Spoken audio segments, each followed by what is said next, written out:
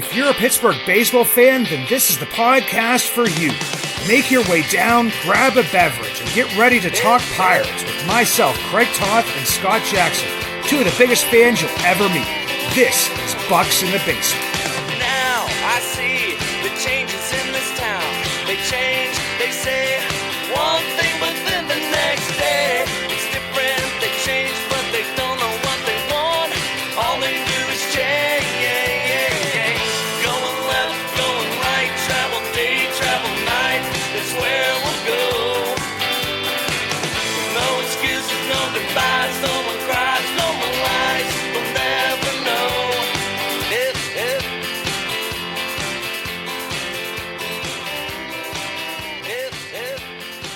Just got done watching another exciting playoff baseball game, Tigers and Guardians.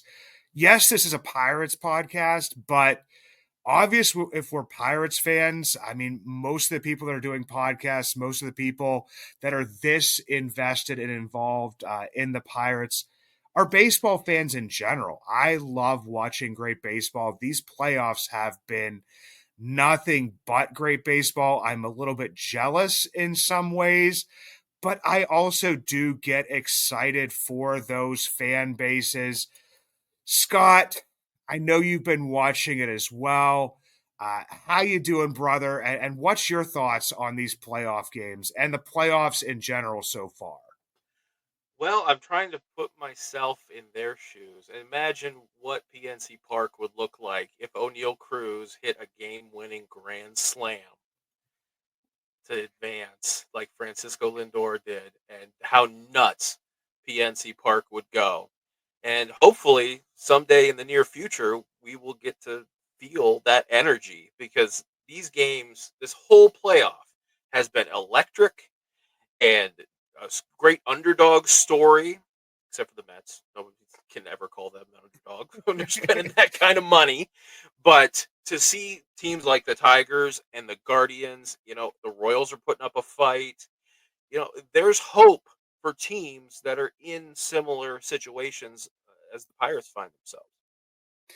Yeah, and I always look back to, I mean, I think we even brought this up last week or maybe even the week before, as the Tigers being in almost kind of the same position as the Pirates, or actually below the Pirates, late in the season. And, before we hopped on here, talking about the fact that the Tigers are doing this not with their, big name acquisitions, not with the players that they signed in the offseason, because I mean, they were sellers at the deadline. I mean, that's how crazy this whole scenario is with them and catching that lightning in a bottle. And especially with these, expanded playoffs, I mean, not all of these teams would be getting in there. And it would be, a team that got hot towards the end of the season and would be, looking forward to spring training because, you ended the season on a high note. But these are teams that have gotten to push into the playoffs.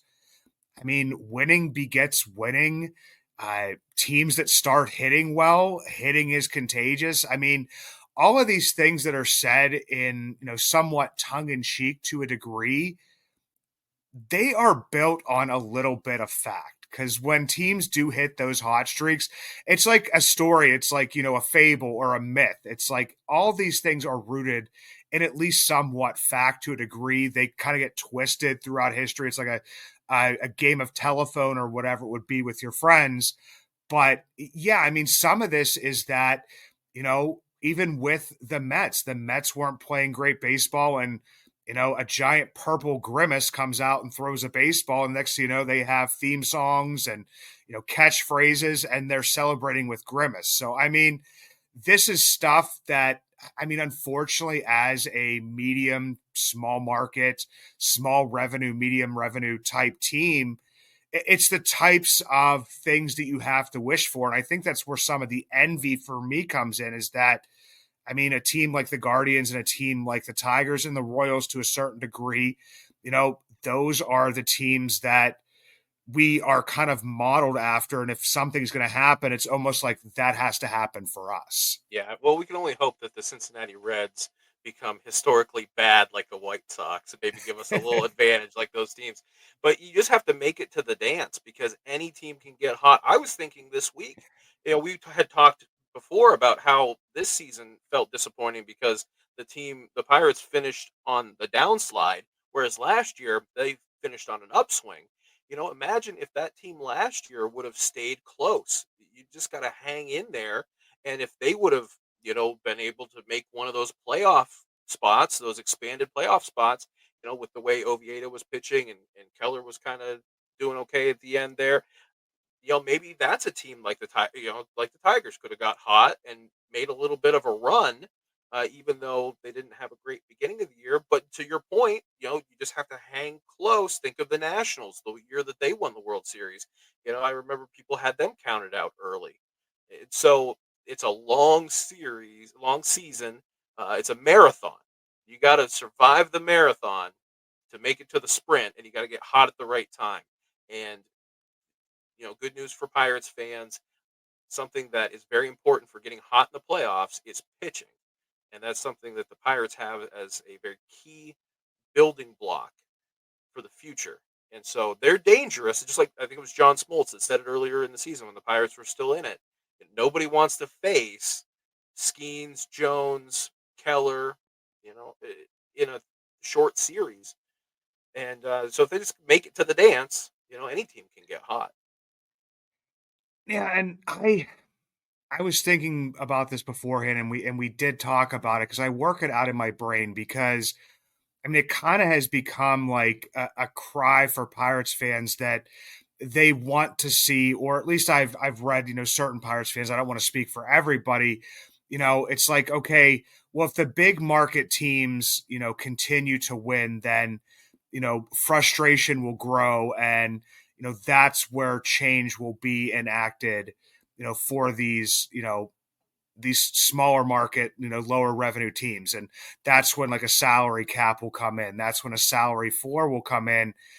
But, I was watching the Tigers, play the Guardians tonight, two, medium to small market, small revenue teams don't put a ton of money in. I mean, we've seen the Guardians spend obviously more than the Pirates. They're more of like a Reds to Brewers spender at times, but more it's like, okay, we build, developmentally through pitching, we get some hot hitters, and that type of stuff. And I was just thinking to myself, I'm like, no, I'm thinking back to the NHL when they went on their strike and when the salary cap came into play there.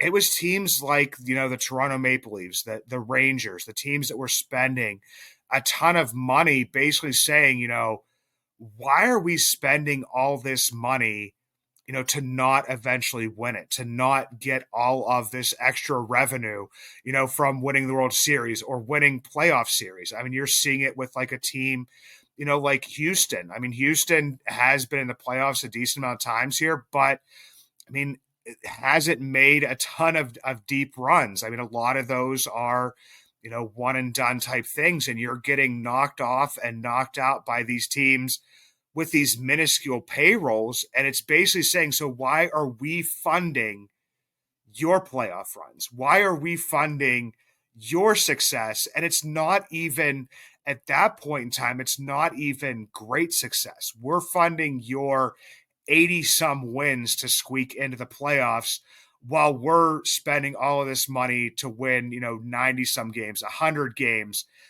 in the regular season, and then coming up empty handed. It's going to have to come down to those types of teams. And I believe that, I mean, in some ways, I mean, we've seen, the Yankees cut back on their salary at time, making trades to get under those, luxury tax thresholds. The Red Sox basically, bringing in Shane Bloom and cutting the payroll and just basically saying we're gonna, have to do this a different way. I mean, you've been bringing up to me in our messages for, I mean, at least the past couple of weeks here, the stuff that's going on with the Cardinals, which we didn't even plan on getting into tonight. But just, I've always called it, the Cardinal way. And maybe that's, something that's, going by the wayside because they have been able to, you know, pay all of these older Yeah. players or bring in older players like you've said before, and make that over the top and infuse that with young players and have a fairly high payroll. But I mean, they tried it this year, and honestly, like, bringing in some pitchers that were a little bit older, giving a decent amount of Yeah. money to all of them, still having the contracts of Goldschmidt, Arenado, even though I know Colorado's eating some of that money, but just basically saying, this may not be the way to do things anymore when you have teams that are building up good systems Right. like the Well, Royals are doing. the Cardinals have always been. I don't know why they get lumped into the small to medium market teams when they do spend money. And everybody seems to think that they're this, shining star of development, and they do. They have, players that come up that are productive, but they spend money. They're always over 100 plus. And to the point, like you were talking before, I think that there would be a way that sentiment in the national sphere would change things if the Dodgers went on a big run. If like the Dodgers won 5 in a row, but what you're talking about, where it comes internally, that's going to change things faster. But I think just from a X's and O's uh, numbers perspective, the ownership is going to be in favor of a cap because they don't want to spend more than they have to. It's the real change is going to have to come from the players union, and that's you need to shift the power there. Like we were talking before, the salary cap and a floor really is what's needed in professional baseball. But I think as long as you have the stars, if you have the Boris guys, the CAA guys, as long as those are the player reps that everything's getting funneled through, I just don't see how we're going to make the changes that are going to benefit teams like the Pirates, and you're going to see a more even distribution of these playoff spots. Because, as we were saying before, yeah, you have your Tigers, your Royals, your Guardians. They're in the playoffs this year, and it's always a few teams that are cycling in and out. Like your Rays are going to be in there sometimes. Your Marlins, they just ended a cycle where they were in. But you'll have those teams that will come and go in spurts of 2, 3 years. But then you're constantly, as long as the Dodgers can pay, triple what other teams are paying in payroll, and the Mets are over $300 million in payroll. As long as those teams continue to spend the way they are, they're going to be mainstays. They're not going to make it every single year, but they're going to threaten every single year, and they're going to be able to paper over any mistakes that they make. And it's just we're going to continue to have this imbalance unless something major happens. But we live in the world that we live right now, and we have to look at these teams that are having success now, the Tigers and such, and see how can we learn from what those teams are doing and apply that to our team so that we can ride that wave and maybe follow the leader and have more success and bring playoff baseball back to PNC Park. And while you're talking, I mean, the thing that's like keeps on like flashing in my head, is Key Brian Hayes' contract. And to Pirates fans, it's like a death nail or it's like an omen that it's like if he's not successful, then this rebuild it could falter or could fail. And for teams like like I said, the Mets, the Yankees, the Dodgers, even the Cardinals to a degree, those teams like that, all they do is if he fails, they go out and they just buy another third baseman. They just bring in another free agent third baseman. If that guy doesn't work out, then they just keep on cycling through that. And I mean, I know that there's like, the big sentiment out there of like, Bob Nutting being cheap. And yes, I do believe I've always said that he could spend more, but he can't spend to the degree that these other teams are able to spend. Like That's like a fact. That's a hard, cold fact that people kind of get frustrated with is that I mean, I know that there are these protests and different things going on and I, retweeted what the guys were doing because I believe in what they're doing. I believe in them taking that step. I believe it's the Schwartz brothers. I'll throw their names out there because I mean they did go out in the cold.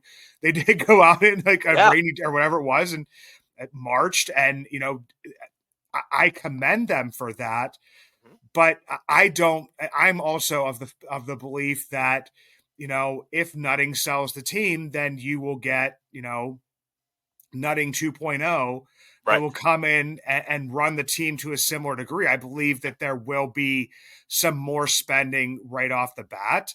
I mean, we've seen it with the Orioles, who usually don't have an extremely large payroll.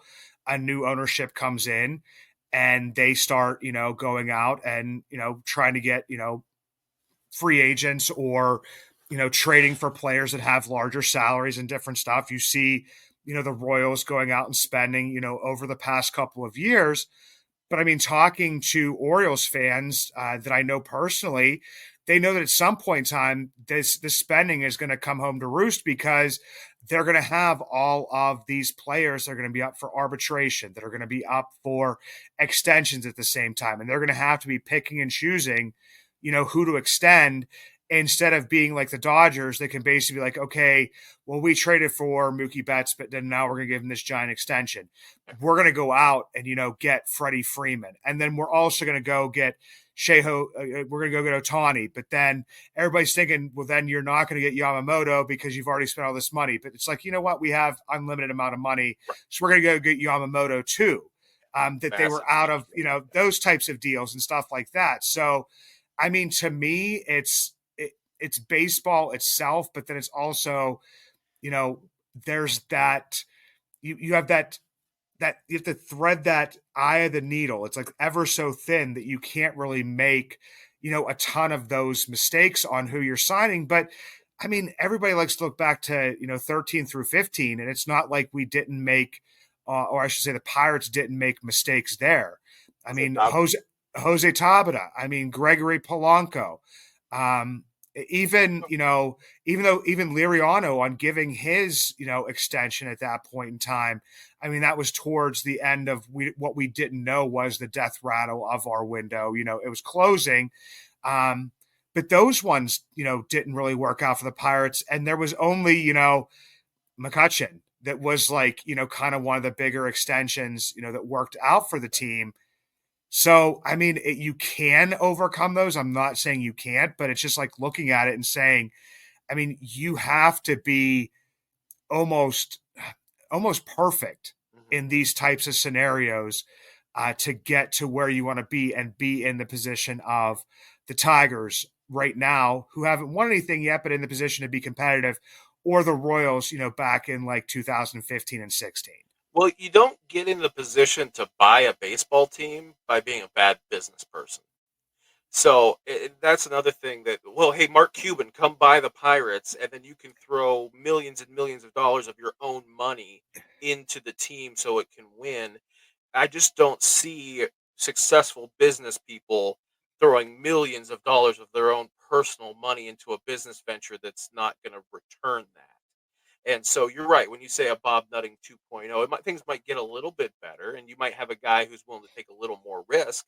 But as you point out with the Orioles, yeah, it's going to come back around. You might make that initial. That was the plan for the Mets. I've heard that Steve Cohen said we'll spend money up front until we can build our system up, and then plan on coming back down to earth a little bit. We'll see if that actually happens.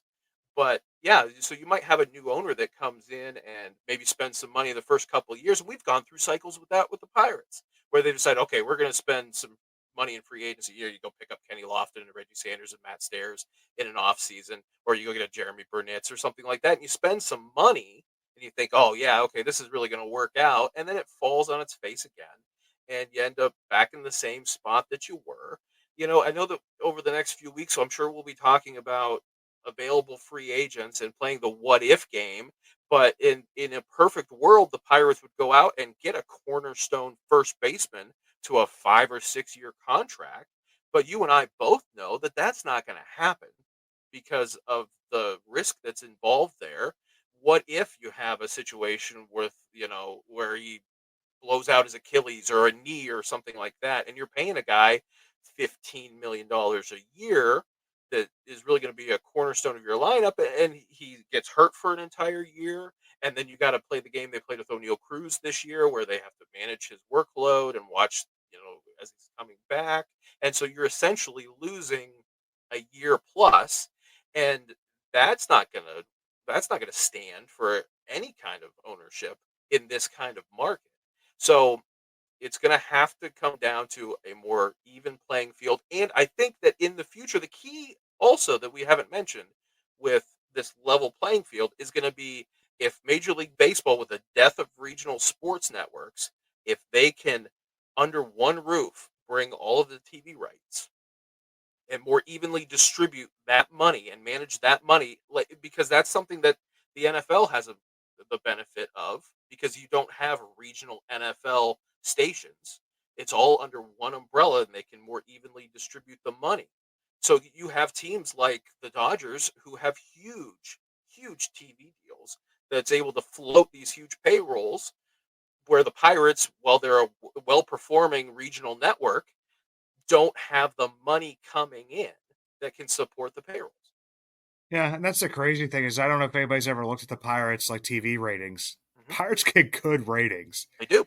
I mean, they do, and you would think that with all those years of losing and different stuff, it's just like no, like at least in my family, you go to a family gathering, the Pirate game is on at least in the background. Do you Right. know what I mean? Like it's at least on, so they do get good TV ratings, and yeah, I mean, I don't know what's going to happen. And all of this is, like I said, what we're talking about now is speculation and different types of stuff and getting some of our feelings, off our chest a little bit. But that's kind of what, the off season is about. But I mean, as we were sitting here, before we were recording, and even now, I just sit here and think, how do we get ourselves into the position to be one of those teams?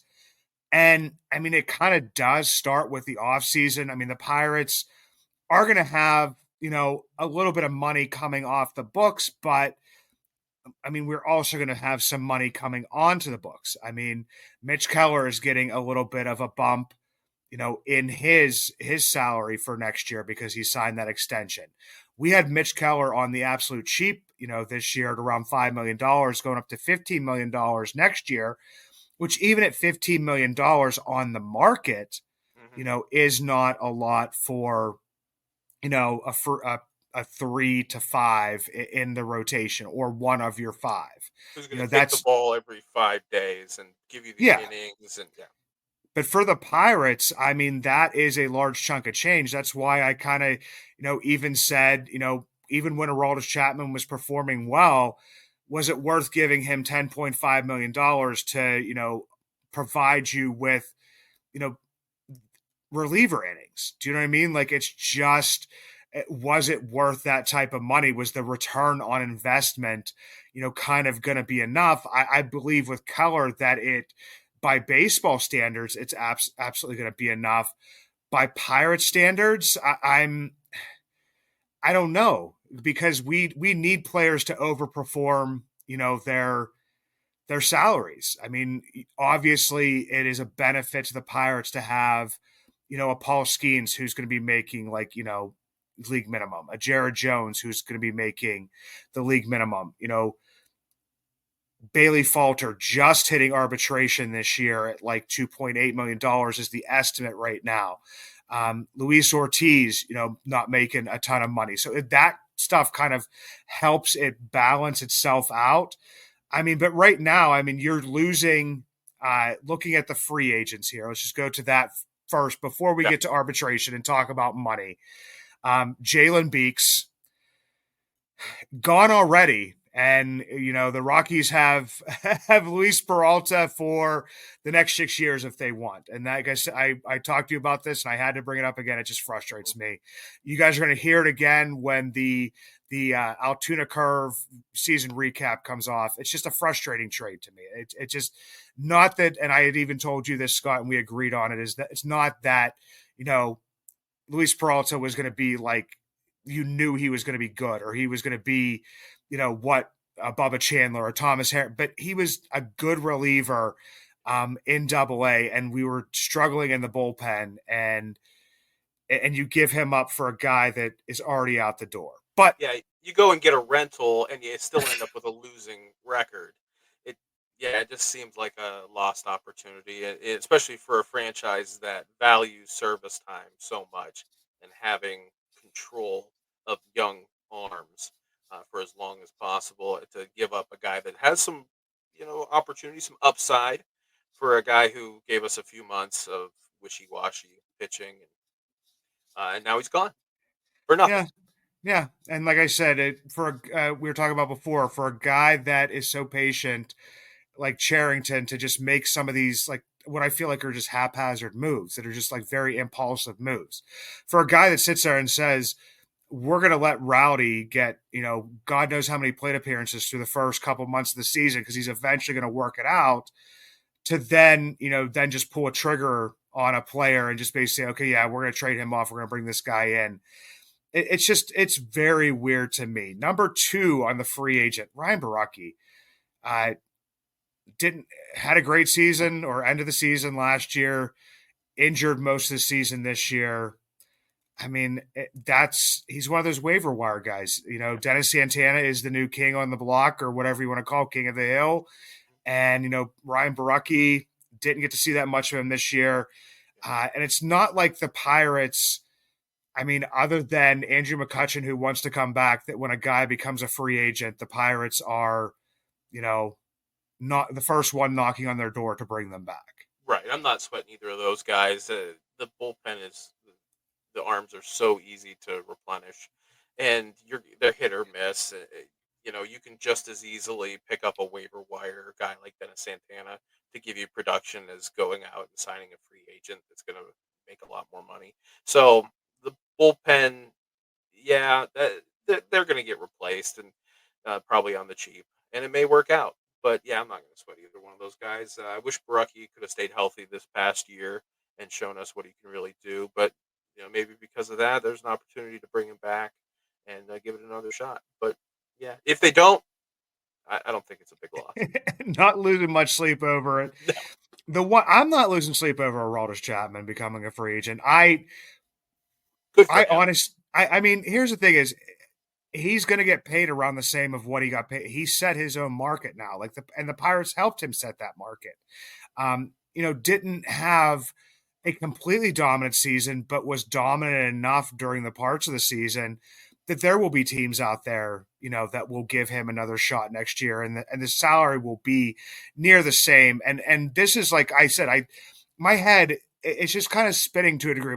I think like it's almost like a washing machine. It just spins around, then whatever comes out is kind of what I say. But it's going back to one of those teams like the Baltimore Orioles when they knew they weren't, going to be, contenders.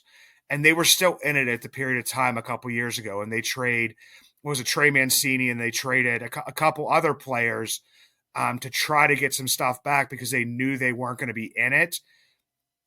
I really think that, the main reason you signed Aroldis Chapman was to trade him unless you knew that you were a complete competitor. And at that point in time, they weren't. Yeah, And they're obviously, especially after looking at what the market was for relief pitchers at that point in time, like I feel like that's a Charrington swing and miss right there, which people probably won't put against him because of how good Aroldis pitched for the last couple months of the season. right. And I think that he plays it well because he just signs with a team like the Pirates or the Royals the year before, figuring, well, I'll get paid, and then though these teams won't be in it at the end. I'll get traded to a contender every year because he's going to be a sought after bullpen arm. The Pirates kind of ruined that plan by being close enough. But last year, Cole Reagans was the get for him, but his salary was less and he was a better deal, even though he didn't really perform as well as maybe you would expect for the Rangers. But hey, they won a World Series. And so I'm sure that GMs will give up any prospect, even Cole, for a ring. And so I don't think they're losing. Chris Young isn't losing any sleep over that either. But I think he put himself in a good position. I'm sure we'll see him do the same thing again this year. Maybe he'll, go to the Marlins or somebody like that, where he'll just focus on himself for the first half of the year and then hopefully get traded to a contender and play some October baseball. Where I think the Pirates overpaid for him, which I think, did you hear the same thing that there was another team, like maybe the Mets, that had him at like 10 million and the Pirates upped it a little bit and ended up signing him at when they did. I think they probably overpaid considering for what they were planning on doing, because I'm sure that they looked at that and said, well, hey, if we can spin him off and get that kind of a prospect, then we're in a better spot, and by if some chance we're still in it come the trade deadline, then okay, good for us. But yeah, I think that didn't exactly work out to either side's plan this year. Yeah, why I don't know why you're getting in a bidding war against the Mets, who can spend, you know, Well, absorbent amount of money. And I know that I had heard before that the Brewers were also in there pushing the salary up, but they were sitting around, like, I believe it was like 7.5 to 8 million. Well, Um, I'm in an auction style fantasy baseball league, and sometimes that just happens to you when you're bidding a player up, and you're just dead set. Hey, I'm gonna get this player. I don't care how much I have to pay for him. And I wonder if that happened for Charrington. That was like, well, what's another 500,000? Okay, we'll go. And then before you know it, $10.5 million for a reliever in Pittsburgh. And I'm sure that if anybody lost sleep over that deal, it was Bob Nutting, because he's probably thinking, what are we doing? yeah, 10.5 for a reliever. The next guy on the list, it actually is a guy I talked a lot of crap on throughout the season, and I think that Yasmani Grandal. I think there is still value in Yasmani Grandal, and I never thought I would be saying that. And people have to hear me out for this. And it's not a complete like, oh, Yasmani is great. Yasmani showed towards the end of the season in small spurts, he can still be a very good baseball player. And I think that's what he would be called upon to be, as opposed to being somebody they had to rely upon when Bart was injured, when basically, there was no other real options and he had to step in and play more than he needed to. He fell into that trap of, I am a bench piece and I am being asked to play way, way too much. Mhm. And people would say, well, wait a second, we have Henry Davis, we have Eddie Rodriguez. And I'm like, well, people already fell for the Henry Davis trap once. Henry Davis had a great, spring training and quote unquote won the job and definitely did work hard for that. But then came in and kind of fell flat. Andy Rodriguez is coming back from an injury and then was pulled from, his last start in the minor leagues because of arm fatigue, and do not think that he's going to even be able to jump in to be possibly in a backup role or a bench piece on the major leagues to start the season. I would picture him maybe being in, the minor leagues to get ramped back up. So you have Joey Bart, and then you have, Jason DeLay. And I love Jason DeLay, and he could fill that void as well.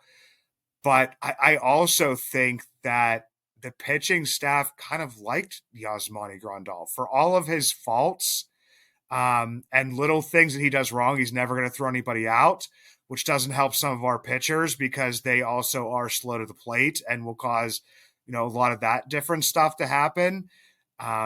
Obviously, everybody will go back to, blooping it back to Jared Jones and kind of, that type of stuff. But towards the end of the season, if you took his name away from him and you said that's your backup catcher and how he was performing, and you're probably going to have to pay him, $1 to $2 million a year.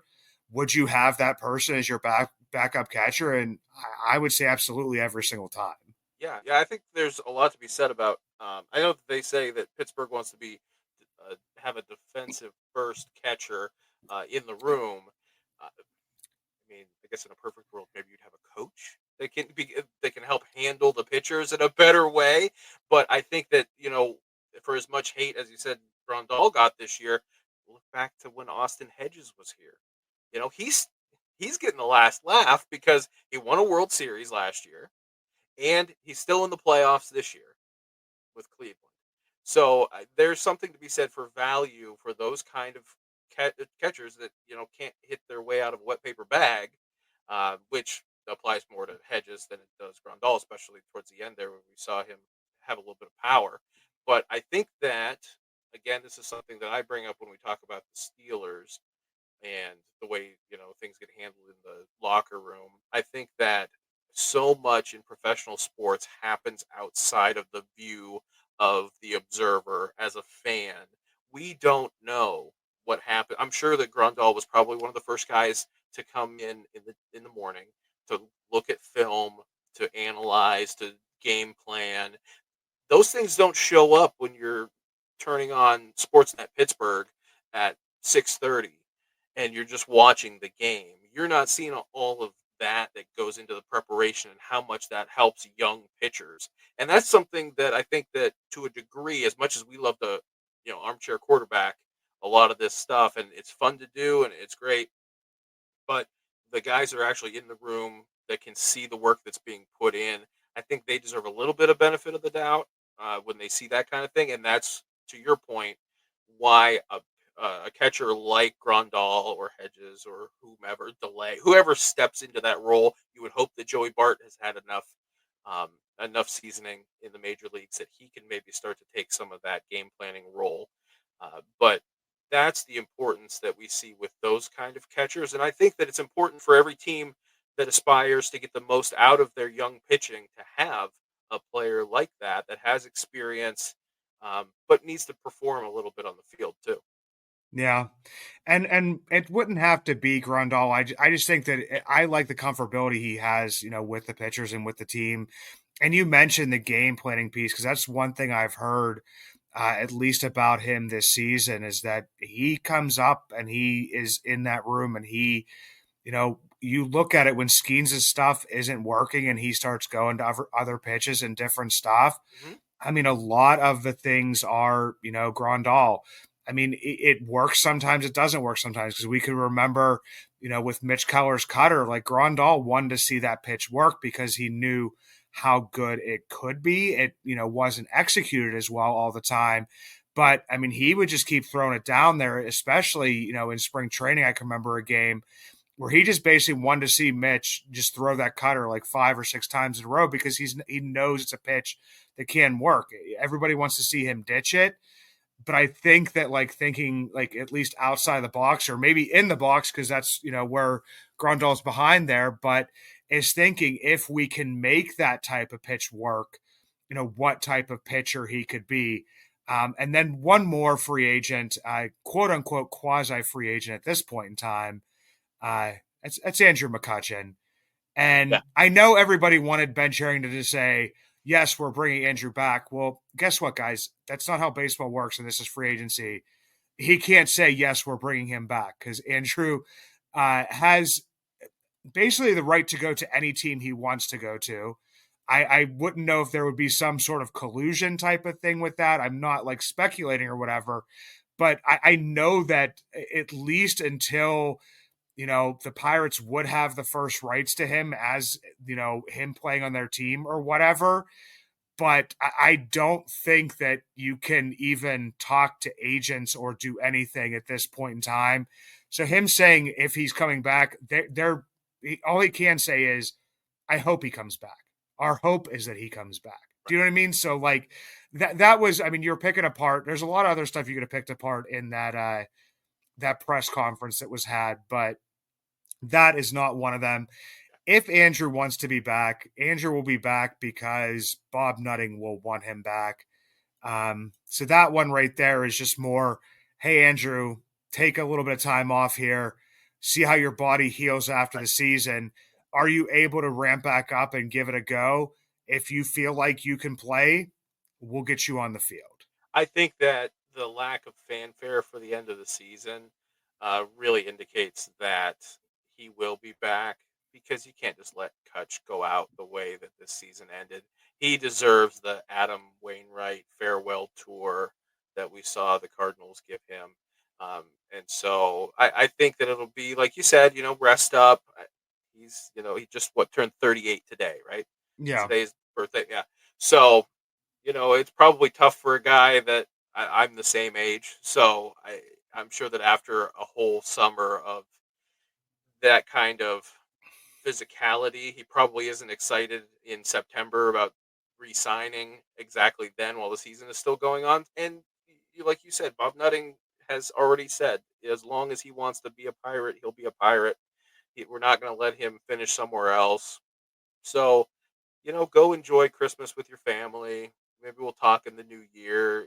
I think the mutual interest is so strong that that's not one that I'm worried about. Opening X one day and seeing Andrew McCutcheon sign some contract with the Cardinals to finish out his career. I just don't see that happen.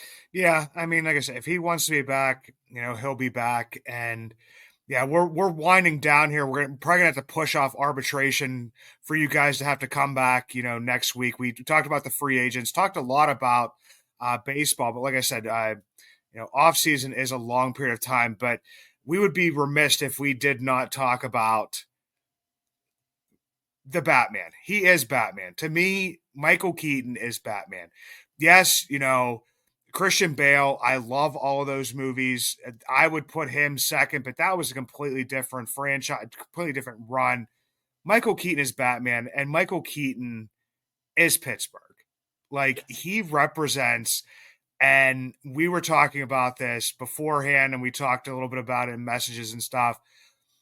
I could see the pain in his eyes, like as a Pirates fan, when Pat McAfee, asked him that question and asked him about the Pirates, and he genuinely doesn't want to talk about it because it's just so frustrating. Yes, it's frustrating and painful. And just like, well, we were talking about how strong the ratings are in the Pittsburgh market, I'm sure that he's part of that generation that saw so much great baseball and just wants that again, wants that for to see again for himself, for maybe nostalgia purposes, for pride in the city of Pittsburgh. But also, he mentioned how big of a fan his grandson is. And I'm sure that he wants his grandson to enjoy great pirate baseball like he was able to enjoy. And yeah, it really is.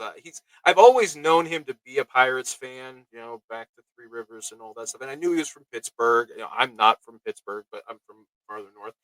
But I always associated him with Pittsburgh. Um, and I thought, well, okay, that's the connection. Like a Billy Gardell kind of thing. It's okay. That's one of our hometown boys. But really, to see, I've seen it on Seth Meyers, and now with Pat McAfee when the Pirates come up, that really is near and dear to him, and makes me love him even more. Yeah, and the crazy thing is, as you brought up, like I was thinking, like with he's talking about his grandson being a big Pirates fan and knowing the trades and knowing the drafts and stuff like that. Well, we know how our kids become fans and our, eventually grandkids become fans of a team. Mhm. Well, it's because you're that big of a fan of a team. Do you know what I Right. mean? Like, it's not you know, if I wasn't, a big baseball fan, my kids may pick, whoever's hot right now. Like, I have a 13-year-old son, and usually what happens at that point in time, it's like, well, we like the Padres or we like the Dodgers because of this player or that player. It's Mhm. like, no, my kids are Pirates fans. You know what I mean? Like, it's just kind of ingrained and embedded in them. And for all people that want him to buy the Pirates, I'm pretty sure he makes a decent amount of money. I don't know if he has $1.5 billion sitting around, to purchase the Pirates. But I mean, the other piece of that is that, we're just in the national news again. And I mean, a lot of that is because of McAfee, from being a local boy from Plum. And like he's generally, I feel like he's a Pirates fan as well. He tried to like play it off and just basically say, well, they've been bad, so that's why I went into football or whatever. Yeah. Somebody says that only because they've broken your heart. Do you know Yeah, what I I mean? think It's yeah, and I think his buddies there, I think they that hang out on the show too. I think they push it quite a bit. But yeah, he's going to be connected to Pittsburgh, in that way. That you can't escape that accent. And so yeah. you hear him talk, and you're like, "Oh, he must be a Pirates fan." Yeah, no, he's a He's Yinzer for definitely sure. He's the personification of Yinzer. He really is.